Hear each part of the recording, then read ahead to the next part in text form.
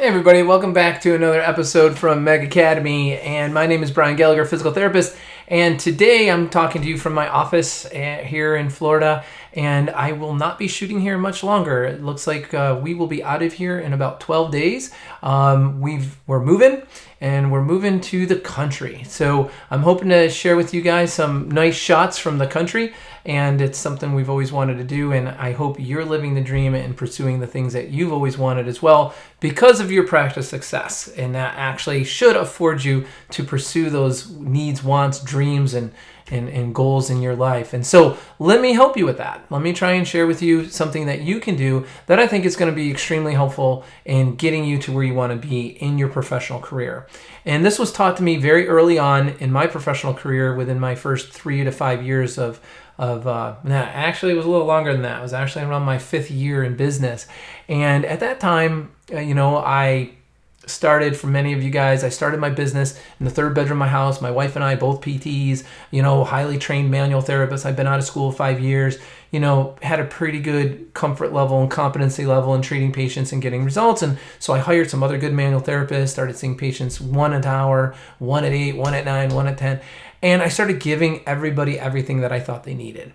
I loved my staff. We were all very close. We were all very friendly. We were like family, which you hear all the time. And all of a sudden, 3 years later, I realized I am a doormat to everybody who's working in my business. I am over exchanging with all of my employees. I am over loving. I mean, look, forget about private practice for a second. Let's go back to dating. For those of you that are guys or gals, whatever, think about who you're dating, and they're just like giving you everything you want. It's this endless flow of attention and time and energy, and they're doting on your every want, and you're like, oh, I can't have it. And now you find like, oh my gosh, why am I being so mean to this girl? Why am I like, I'm not this mean person? Why am I doing and saying these things? Or to this guy or whatever.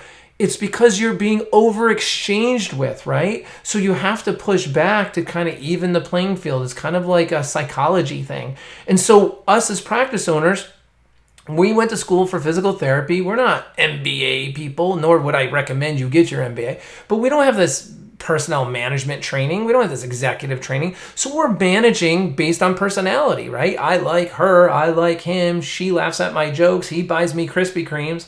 And we're all good. It's all copious. We're family here, right? Well, look, they become very like, I want more. I need more. I should be happier. Like your children. I'm always trying to make a comfortable little nest for them, right? Well, at some point, man, get out of the nest. You're going to have to, it's a little breezy and cool out there, and that's okay. Get a sweater, right? That's what's going to work. But I've always respected the coaches in my soccer careers that were most disciplined.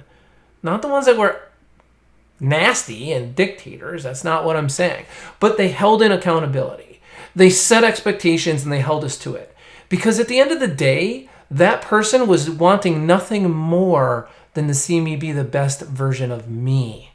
So if you want to be successful in managing, you need to be running your organization, developing your company culture based on statistics and metrics, which measures one's performance, and they get acknowledgments, accolades, and greater exchange in value based on performance. And performance is management by statistics. So be prepared, toughen up, put your shield on, put your body armor on, because your staff's going to say at some point, some Wembley Weasley person is going to mention to you, whoa, we're all about the numbers here, and we're all about the stats. And you're going to look at them and say, yeah, good that you picked up on that, because we are. Why? Because I wouldn't send my 5-year-old to a school that doesn't give grades, because I don't know if they're learning anything. I don't know if they're developing or they're being enriched. Why would I do that, right?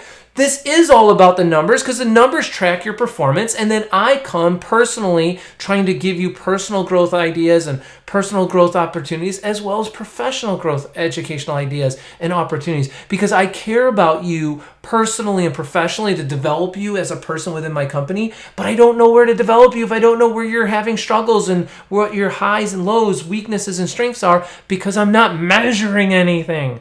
I'm not measuring your quality of care.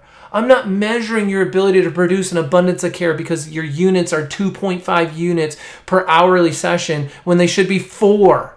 3.75 minimum. And that's not billing. Trust me, this has nothing to do with about the money. I don't care about the money. What I care about is that my person's coming in, paying a $40 copay, seeing Sally, who's giving 2 units of care, when the next Wednesday they come in, pay a $4 copay, and see John, who gives 4 units of care. I mean, this is the bottom line of this discussion here. It's volume of quality care being delivered. Can you figure it out and do your notes and walk out at a decent time, or are you struggling? And where can I help you? That's where statistics and metrics come. It tells me where's my practice falling in the spectrum of a 10 out of 10 to a 1 or 0 out of 10 clinical practice in town, as well as my individual team members. Because I'm your coach and I'm trying to give you greater skill development so you can play this game, your profession, you can play this professional game better and with greater ease.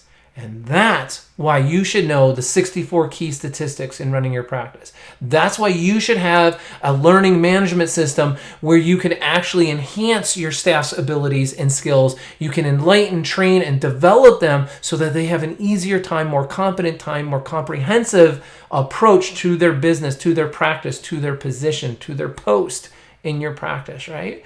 But if you don't know the 64 key statistics, if you don't have the KPIs and metrics for the practice overall, and you can't diagnose what those findings are and where you got to go back and provide that coaching help, you are managing by personality. Good luck with that. Have some fun. Eat some Krispy Kremes. I hope it goes well for you, because that's not what the top 10% of practices do nationwide. That's why my podcast is called Physical Therapy Private Practice Secrets of the Top 10%, because every week I try to give you tidbits of what the top 10% of practices have already figured out. I hope you got that from this week's episode. I hope this episode here was really helpful to you. If you want to learn more, reach out to me. You and I can talk about your practice. Just go to my website, put yourself on the calendar, email at info@megbusiness.com. More importantly, throw comments below, subscribe, hit, like, whatever you can so we can help more people. That's what this is all about. I hope you have a great day. As always, expect to do well each and every day as you get started.